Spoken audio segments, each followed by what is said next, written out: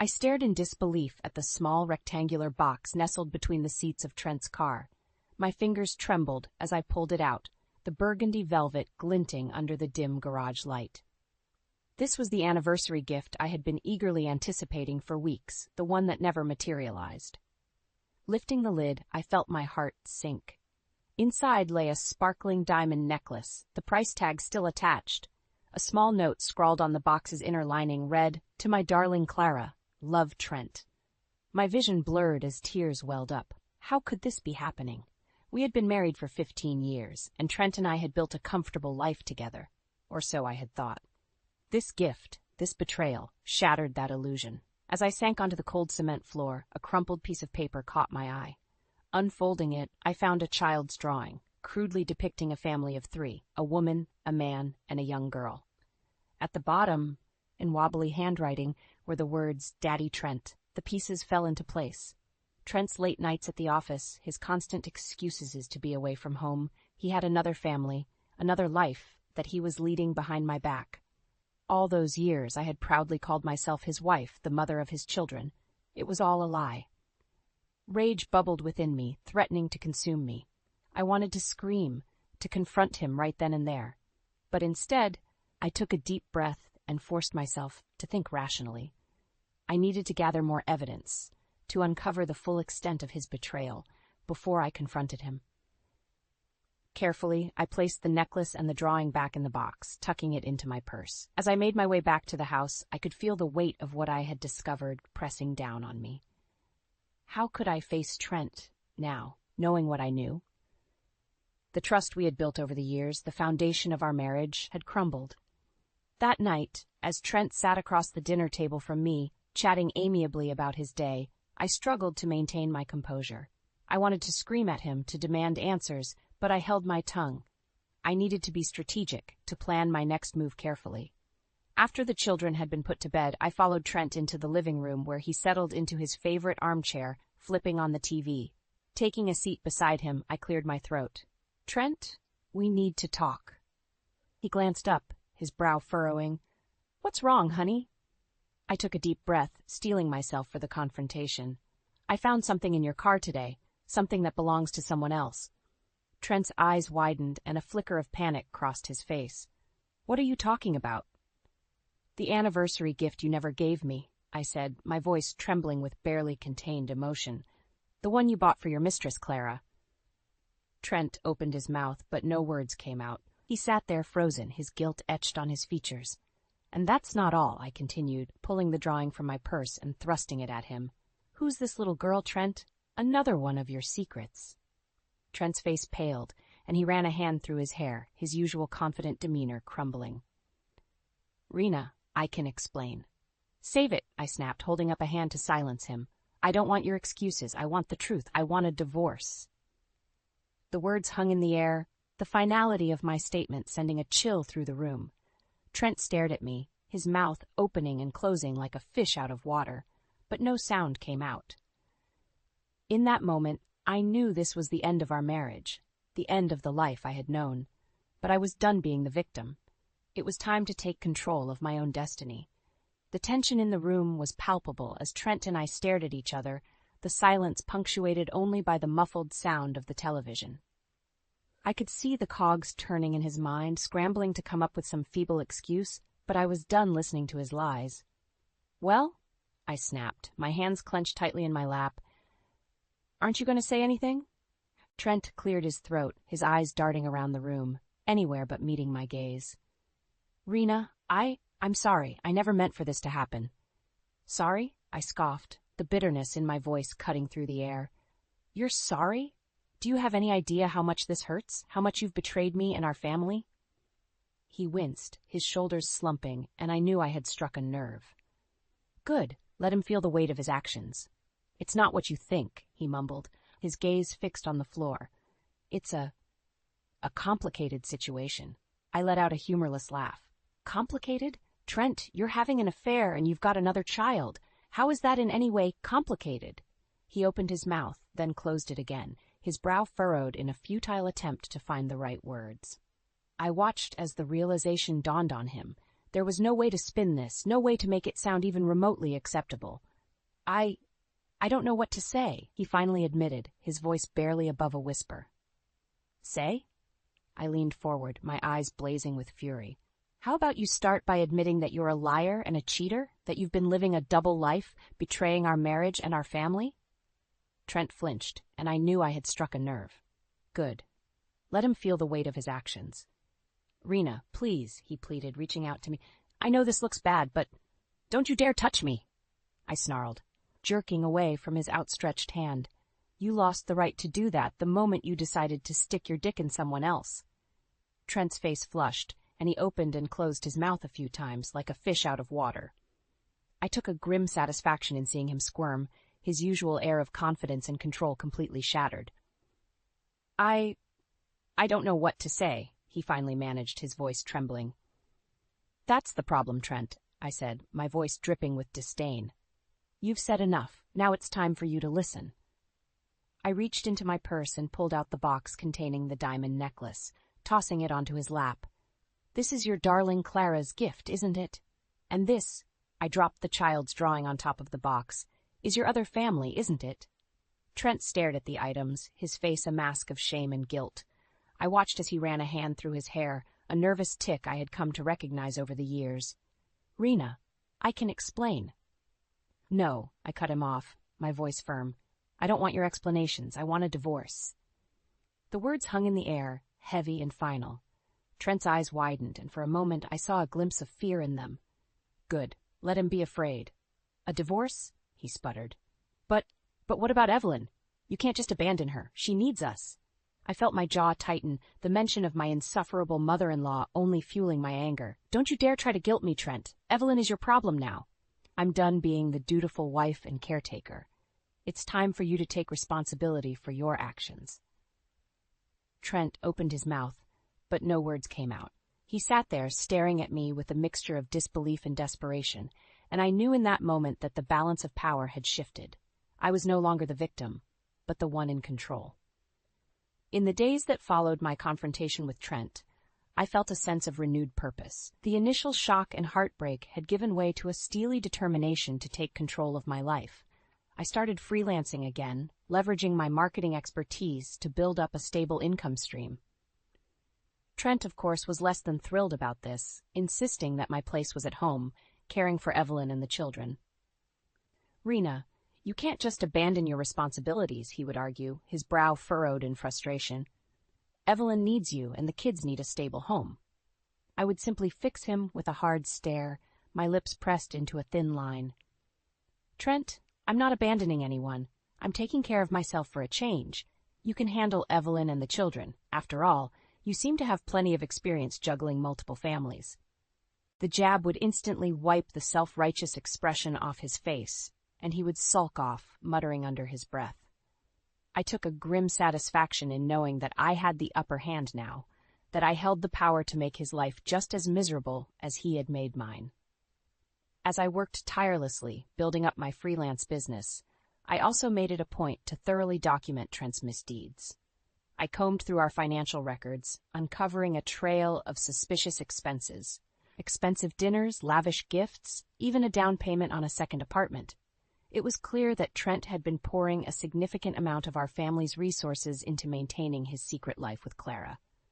Armed with this evidence, I began to quietly siphon funds into a separate account, stashing away money for my own future. Trent, of course, remained blissfully unaware of my activities, too focused on his own devious schemes to pay much attention to our household finances. As Evelyn's health continued to decline, Trent's neglect of her became increasingly evident. I would often arrive home to find the house in disarray, Evelyn's needs unattended to. It infuriated me, but I remained outwardly calm, biding my time and carefully planning my next move. One particularly trying day, I arrived home to find Evelyn sitting in her wheelchair, her hair disheveled and her clothes stained.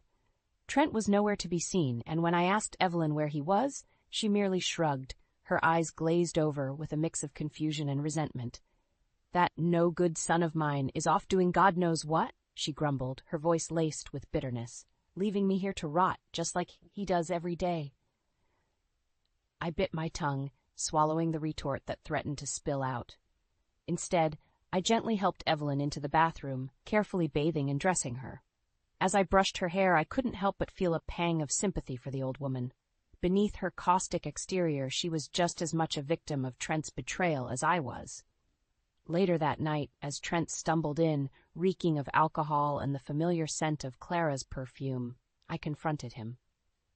"Trent, we need to talk about Evelyn. She's not doing well, and you're hardly ever here to help." He waved a dismissive hand, his gaze unfocused. "Evelyn's fine, Rena. She's got you to take care of her, doesn't she? That's what you're here for, after all." I felt my blood boil, but I forced myself to remain calm. "Trent, this isn't sustainable. Evelyn needs more attention and care than I can provide on my own. We need to start looking into assisted living options for her." Trent's eyes widened, and he shook his head vehemently. "Absolutely not. I'm not putting my mother in some home. She belongs here, with her family." "Then you need to start being a part of this family, Trent," I retorted, my voice strained. "Evelyn is your responsibility too, and you're failing her just as much as you're failing me and the kids." He opened his mouth to argue, but I held up a hand, silencing him. "I'm done discussing this. I've already started looking into options for Evelyn, and I'll be making the necessary arrangements, with or without your input." Trent glared at me, his jaw clenched, but I could see the hint of fear in his eyes. He knew I was serious, that I was no longer willing to be the dutiful wife and caretaker. I was taking control of my own life, and there was nothing he could do to stop me. As Evelyn's demands grew more and more taxing, I found myself increasingly isolated. Trent's disinterest in his mother's care only intensified, and he spent more and more time with Clara, leaving me to shoulder the burden alone. I would come home to find Evelyn in her wheelchair, her medications scattered on the floor, and her dinner untouched. She would berate me endlessly, her sharp tongue lashing out with a venomous fury that only added to my exhaustion. "Where's that useless son of mine?" she would snarl, her eyes narrowed to slits. "Off gallivanting with his whore, no doubt. And you, Rena, you're just as useless, letting this place fall to pieces." I would grit my teeth, biting back the retort that threatened to spill out. Instead, I would silently tend to Evelyn's needs, carefully administering her medications and ensuring she was fed and comfortable. It was a thankless task, but I knew I had to keep my composure if I wanted to execute my plan. One evening, as I was preparing dinner, Trent burst through the front door, his face flushed and his eyes wild. "Rena, we need to talk," he announced, his voice quivering with a strange mixture of panic and excitement. I turned to face him, wiping my hands on a dish towel. "What is it, Trent?" He took a deep breath, his gaze darting around the room as if he was afraid someone might overhear. "It's Clara. She's pregnant." I felt my heart drop, the dish towel slipping from my grasp as a wave of nausea washed over me. Of course, I had suspected as much, but hearing the confirmation still hit me like a punch to the gut. "Pregnant?" I echoed, my voice barely above a whisper. "And I suppose you're the father." Trent nodded, a strange glint of pride in his eyes. Yes, I am. And I want you to leave, Rena. I want a divorce. I want to be with Clara and our child." I stared at him, my mind reeling. After all this time, after all the pain and betrayal, he had the audacity to demand a divorce on his terms, as if I was some inconvenience to be discarded. "You want me to leave?" I repeated, my voice trembling with barely contained rage. "You're the one who's been having an affair, Trent. You're the one who's been living a double life and betraying our family, and now you have the nerve to tell me to leave?" Trent held up his hands, a placating gesture. "Rena, please, try to understand. This is my chance to start a new life, to be a father to my child. I can't be tied down to you and Evelyn anymore." I felt my fingers curl into fists, my nails digging into the palms of my hands. "Tied down? Is that how you see me, Trent? As some burden to be cast aside?" He opened his mouth to respond, but I cut him off, my voice rising in pitch. "No, Trent, you don't get to make this decision for me. I'm the one who's been betrayed, who's been left to pick up the pieces of your selfish, despicable actions. And I'm not going anywhere." Trent's eyes widened, and he took a step back, as if he had not anticipated my vehement refusal. "Rena, you don't understand," he tried to explain, his voice tinged with desperation. "This is my chance to be happy, to have the family I always wanted." I let out a bitter laugh, shaking my head in disbelief. The family you always wanted? Trent, you already had a family. You had a wife and children who loved you, and you threw that all away for some cheap affair and a mistress who's now carrying your child. Trent's face flushed, and he opened his mouth to protest, but I held up my hand, silencing him. No, Trent, you made your choice, and now you have to live with the consequences. I'm not leaving, and I'm not giving you a divorce. You're going to have to deal with me, with Evelyn, and with the mess you've created. The finality in my tone seemed to hit Trent like a physical blow, and he stared at me, his mouth working soundlessly. I could see the realization dawning on him, that he had underestimated my resilience, my willingness to fight for what was rightfully mine. In that moment, I felt a surge of power, a sense of control that I hadn't experienced in years. Trent was no longer the one in charge. I was. And I was going to use that power to bring him down, to make him pay for the pain he had caused. The tension in the house was palpable as Trent and I faced off, our once loving marriage reduced to a battlefield of accusation and recrimination. I could see the panic in his eyes, the realization that his carefully constructed web of lies was about to unravel. "Rena, please," he pleaded, his voice tinged with desperation. "Think about what you're doing. Think about our family, our children." I let out a humorless laugh, shaking my head. "Our family, Trent? Don't you mean your family with Clara?" I paused, pinning him with a hard stare. "And as for the children, I'm doing this for them. I'm not going to let them grow up thinking that this kind of betrayal is acceptable." Trent opened his mouth, but before he could speak, I held up a hand, silencing him. "I have evidence, Trent," I said, my voice surprisingly calm. "I've been documenting everything, your financial misdeeds, your neglect of Evelyn, your affair with Clara, and I'm going to use it all against you." His eyes widened, and I could see the color drain from his face. "Rena, you can't." "I can, and I will," I interrupted, my resolve hardening. "You've betrayed me, Trent. You've betrayed our family, and now you're going to pay the price." Trent ran a hand through his hair, a nervous gesture I had come to recognize over the years.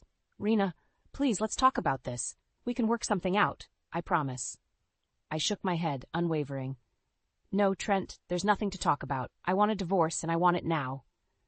The words hung in the air, heavy and final. Trent stared at me, his mouth working soundlessly, as the full weight of my demand sank in. But what about Evelyn?" he finally managed, his voice barely above a whisper. "You can't just abandon her, Rena. She needs us." I felt a surge of anger at his pathetic attempt to manipulate me. "Don't you dare try to guilt me, Trent. Evelyn is your responsibility, not mine. You're the one who's been neglecting her, not me." Trent opened his mouth to protest, but I cut him off, my voice sharp and unyielding. "No, Trent. I'm done being the dutiful wife and caretaker. It's time for you to step up and take care of your own mother. And as for the children, I'll be filing for full custody. You can see them, but only under my terms." Trent's face twisted with a mixture of shock and fury. "You can't do this, Rena. You can't take my children away from me." I held up the manila envelope I had been clutching, the evidence of his misdeeds tucked neatly inside. "I can, and I will, Trent, unless you want me to expose your affair and your financial misdeeds to your family, your friends, and your employer." Trent's eyes widened, and I could see the realization dawning on him. He had underestimated me, and now he was facing the consequences of his actions. "Rena, please," he pleaded, his voice cracking with desperation. "I'll do anything. Just don't do this." I shook my head, my resolve unwavering. "It's too late for that, Trent. You made your choices, and now you have to live with them." With that, I turned and walked away, leaving Trent standing in the middle of the living room, his world crumbling around him. I knew that the road ahead would be difficult, but I was no longer willing to be the victim. It was time to take control of my own destiny, even if it meant destroying the man I had once loved. The air was thick with tension as Trent and I faced off in the middle of the living room, the evidence of his betrayal clutched tightly in my hand. I could see the panic in his eyes, the realization that his carefully constructed web of lies was unraveling. "Rena, please," he pleaded, his voice tinged with desperation. "Think about what you're doing. Think about our family, our children." I let out a humorless laugh, shaking my head. "Our family, Trent? Don't you mean your family with Clara?" I paused, pinning him with a hard stare. "And as for the children, I'm doing this for them. I'm not going to let them grow up thinking that this kind of betrayal is acceptable. Trent opened his mouth, but before he could speak, I held up a hand, silencing him. I have evidence, Trent, I said, my voice surprisingly calm. I've been documenting everything. Your financial misdeeds, your neglect of Evelyn, your affair with Clara, and I'm going to use it all against you. His eyes widened, and I could see the color drain from his face. Rena, you can't. I can, and I will, I interrupted, my resolve hardening. You've betrayed me, Trent. You've betrayed our family, and now you're going to pay the price. Trent ran a hand through his hair, a nervous gesture I had come to recognize over the years. Rena, please, let's talk about this. We can work something out, I promise. I shook my head, unwavering. No, Trent, there's nothing to talk about. I want a divorce, and I want it now. The words hung in the air, heavy and final. Trent stared at me, his mouth working soundlessly as the full weight of my demand sank in. But what about Evelyn? He finally managed, his voice barely above a whisper. You can't just abandon her, Rena. She needs us. I felt a surge of anger at his pathetic attempt to manipulate me. Don't you dare try to guilt me, Trent. Evelyn is your responsibility, not mine. You're the one who's been neglecting her, not me. Trent opened his mouth to protest, but I cut him off, my voice sharp and unyielding. No, Trent, I'm done being the dutiful wife and caretaker. It's time for you to step up and take care of your own mother. And as for the children, I'll be filing for full custody. You can see them, but only under my terms. Trent's face twisted with a mixture of shock and fury. You can't do this, Rena. You can't take my children away from me. I held up the manila envelope I had been clutching, the evidence of his misdeeds tucked neatly inside.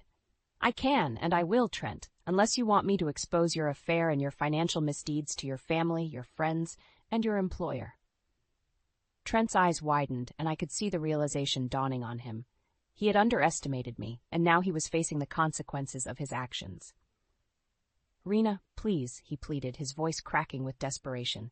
I'll do anything, just don't do this. I shook my head, my resolve unwavering. It's too late for that, Trent. You made your choices, and now you have to live with them.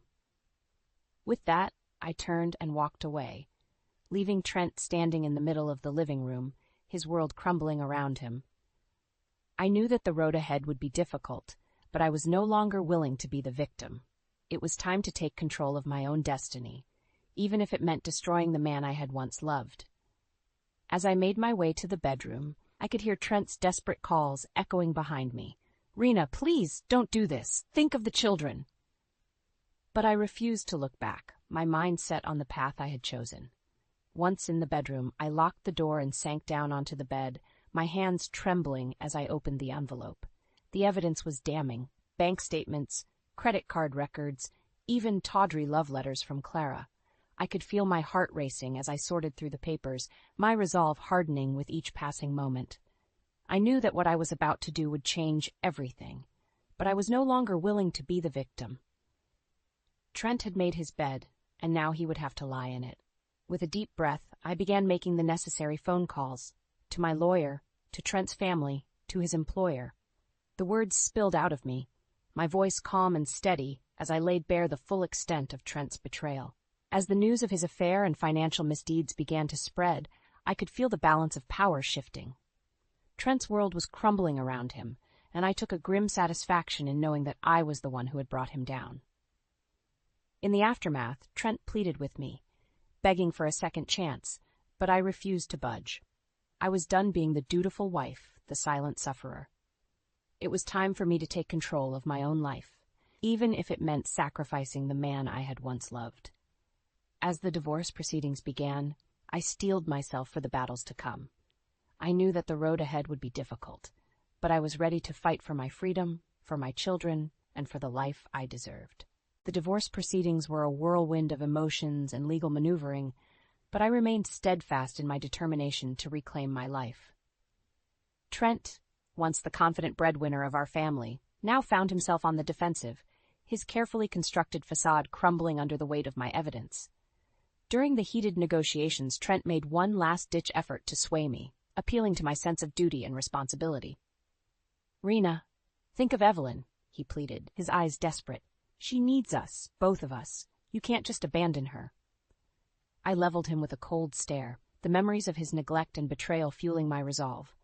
Evelyn is your responsibility, Trent, not mine. You've made it clear where your priorities lie, and they don't include your family. Trent opened his mouth to protest, but I held up a hand, silencing him. No, Trent, I'm done being the dutiful wife and caretaker. It's time for you to step up and take care of your own mother. As for the children, I will be filing for full custody. You can see them, but only under my terms. The color drained from Trent's face, and I could see the panic setting in. He knew that he had lost, that the once formidable control he had wielded over our lives was slipping through his fingers.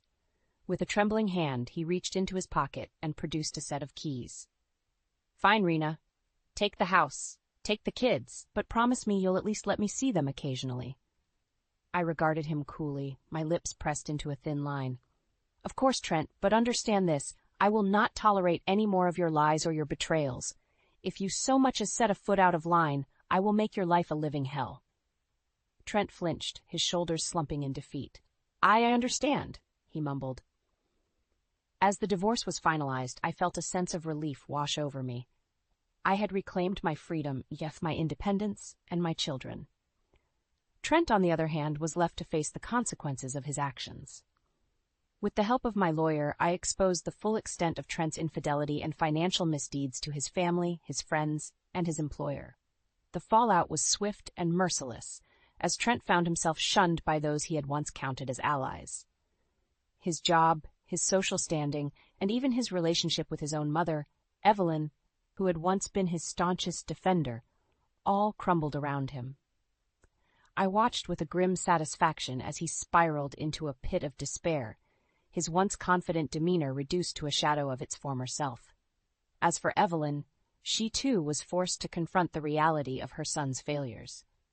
With Trent no longer able to provide for her, she reluctantly agreed to move into an assisted living facility, where she would receive the care and attention she so desperately needed. I knew that my decision to leave Trent and divorce him would not be an easy one, but as I settled into our new home with my children, I felt a sense of peace and empowerment that I hadn't experienced in years.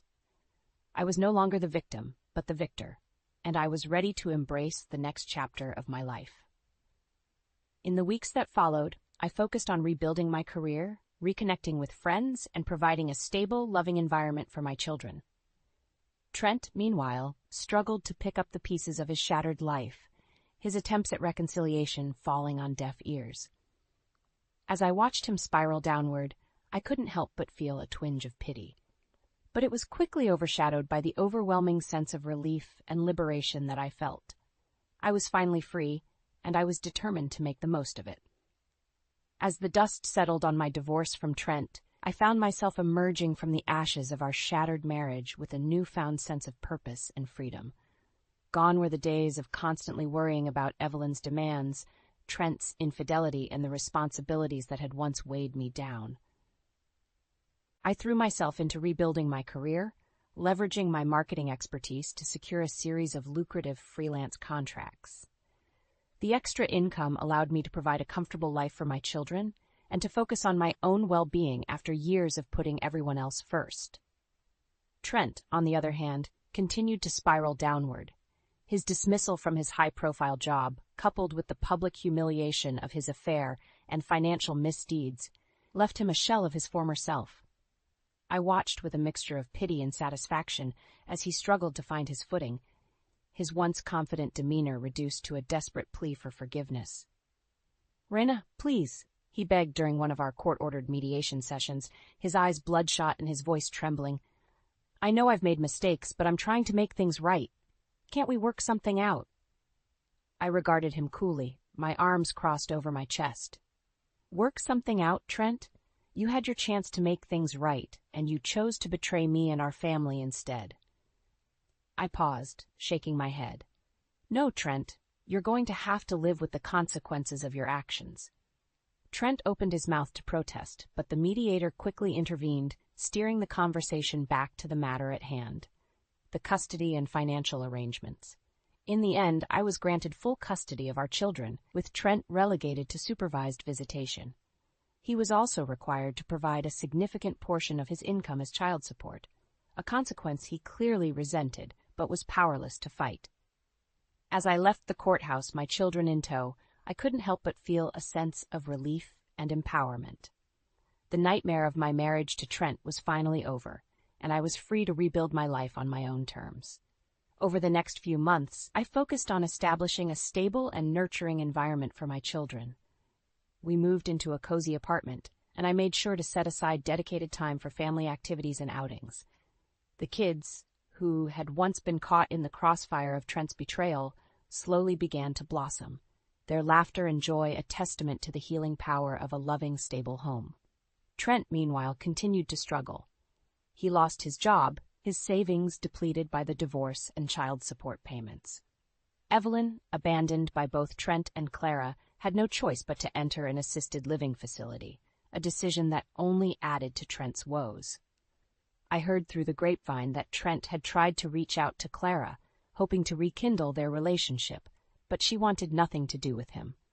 Apparently, even the woman he had betrayed his family for had decided that he was more trouble than he was worth.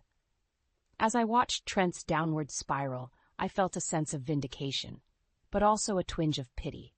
He had lost everything: his family, his career, his social standing. And while a part of me couldn't help but feel a measure of satisfaction in his comeuppance, another part of me recognized the pain and anguish he must be experiencing. But I quickly pushed those thoughts aside, focusing instead on the bright future that lay ahead of me and my children. We had weathered the storm of Trent's betrayal, and we were stronger for it. And as I looked towards the horizon, I couldn't help but feel a sense of excitement and anticipation for what the future had in store.